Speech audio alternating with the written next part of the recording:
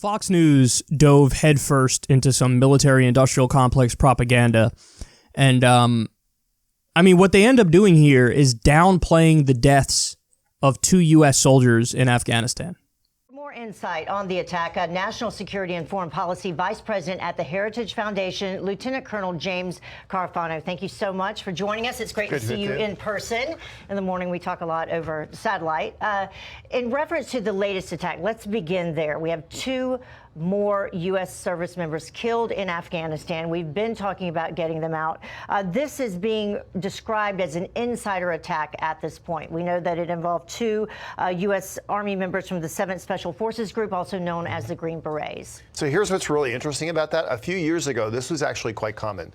They call it blue on blue. So friendly forces, Afghan and American forces or other allied forces winding up shooting at each other, whether it was engineered or whatever, mostly by the Taliban. But then a couple of things happened. One is we all got much better at dealing with this, adopting procedures to limit this kind of stuff. 2, the Afghan military actually got much, much more professional. So we see less uniforms loose, less people running around.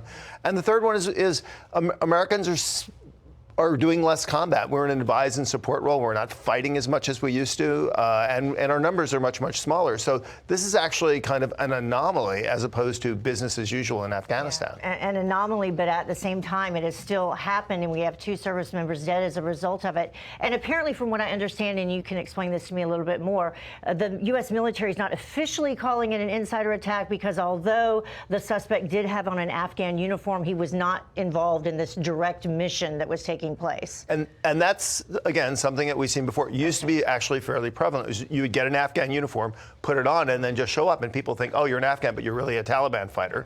The other scenario is you would get a Taliban fighter and get them into the Afghan military and have them attack people, or you would bribe or you'd somehow get a Taliban soldier to do this. So we know about these things, so we do vetting, we do coordination, so they're much, much less prevalent. And we also know in this particular province, in this area, there is a small home of ISIS fighters, about 500 or so located there. So we still don't know at this point who's claiming responsibility for the attack. Yeah, and this is like really crucial. Yeah. Why are the Taliban at the negotiating table? Because they know they can't win. ISIS cannot win. As long as we are there and backing up the Afghan military, who's doing all of the fighting, they are building a future for their country, and the other side can't win. That's why oftentimes we see these incidents, sometimes engineered, because what they would like to do is, oh, look, the war's in Willowville, America should just turn it back and leave. That's exactly the wrong message to take away. Well, that leads me into my next question, because NATO, of course, now considering leaving Afghanistan. At the same time, we know that President Trump has promised to remove our troops from there, and we heard Trey Yingst talking about the latest numbers, about 13,000 or so still there, but you think that we should stay there? Well, I think one is NATO will leave when we leave. Okay. We're going to go in, we went in together, we'll come out together. This administration has already made a decision. It's going to go to about a little less than 9,000 troops. That's about the right number to sustain advise and assist missions and do counterterrorism. It's the number that was there when the president came in office. They've already made that decision. And they've already decided that regardless of how the peace talks come out, those troops will stay there until the Taliban have actually proven that the levels of violence have gone down and that the country is stable. So in a sense, the decisions are already cooked. The president's already made the right choice. And as tragic as incidents like they are, they won't take the president off his course. As tragic as it is, it's not going to take the president off its course. So you could have U.S. soldiers dying every day, and it, quote, won't take the U.S. president off his course. Guys, this is what we learned about Afghanistan in the recent Afghanistan papers that came out about how the government lied to us every step of the way. We learned that no matter what's happening on the ground, they use that as further evidence that we need to stay there indefinitely. So, in other words, if there were no terrorist attacks on the ground happening in Afghanistan, the U.S. government would come out and say, oh, well, that's obvious proof that what we're doing is working. So we need to stay there to stay on this path to make sure that there's no increase in violence. That's what they'd say. Now, if the exact opposite scenario were true, and there are a lot of terrorist attacks on the ground, they come out there and say, oh, well, obviously we need to stay to reduce the number of terror attacks and fight back. Obviously. So think about it. It becomes a non-falsifiable claim. Because anything that happens, they then turn around and use it as evidence for us staying there indefinitely. So, guys, this is a 19-year-old war. Nobody in the government even bothers to define what victory is anymore, what victory means.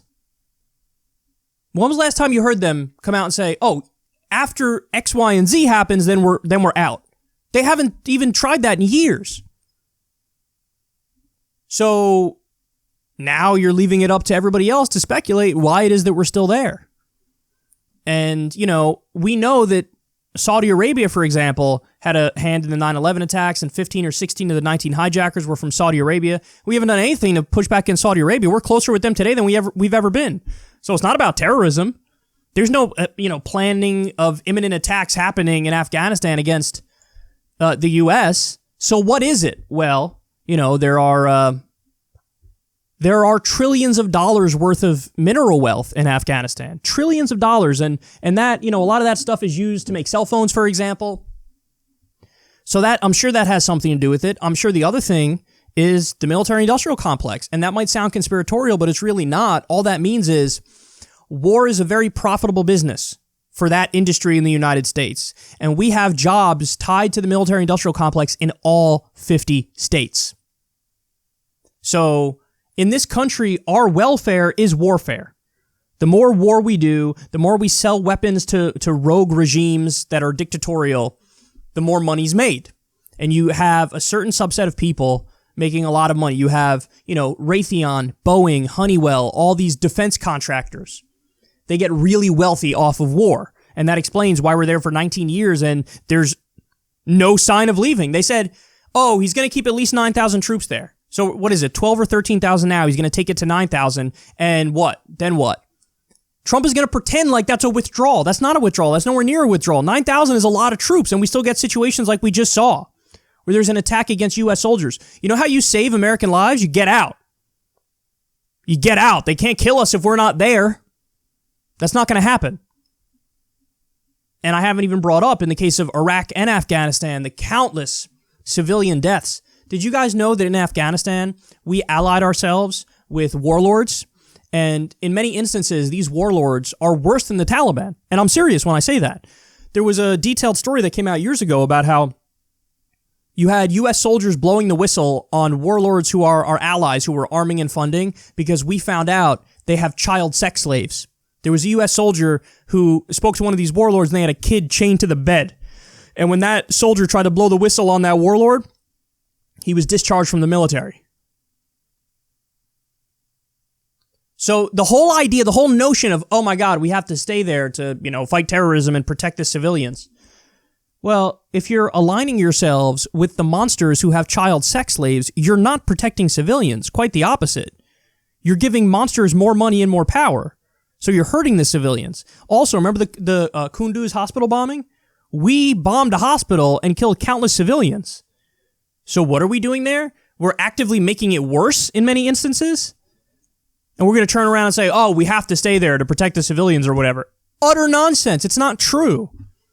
And then I haven't even brought up the obvious argument, the elephant sitting in the room, which is something Tulsi Gabbard brings up all the time, which is, guys, we wasted $7 trillion in Iraq by 2053, $2 trillion in Afghanistan. That's $9 trillion total. And we don't even have clean water in Flint, Michigan. Our infrastructure gets a grade of D+. Our airports are crap. Our roads are crumbling. We haven't really seriously updated our infrastructure in a really long time. And we just have endless amounts of money to waste overseas in these wars. Never mind the fact that many of them are illegal and offensive in nature. So not only is it vicious and criminal and immoral, it's also just stupid.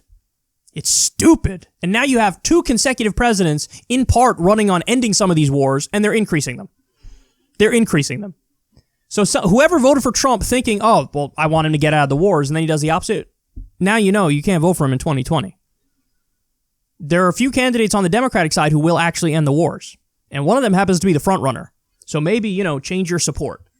But listen, that's a Heritage Foundation, that's a right-wing think tank guy right after 2 U.S. Green Berets were killed, he goes on Fox News. And the whole point of him being there is to do propaganda and say, oh, this changes nothing and we're going to stay there.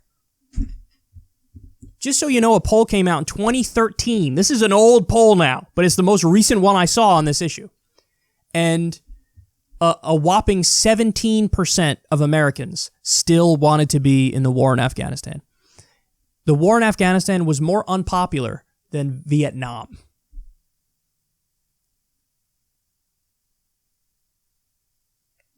Think about that. If I was a Democrat running for president, I would bring this up all the time, and I would say, one of the first things I do. I think Bernie said that in his first term, he will end these wars. But if I was Bernie, I would say, just like he did with marijuana, he said on day one, I'll legalize it in all 50 states. I would say the same thing. On day one, I'll begin our withdrawal from Iraq and Afghanistan.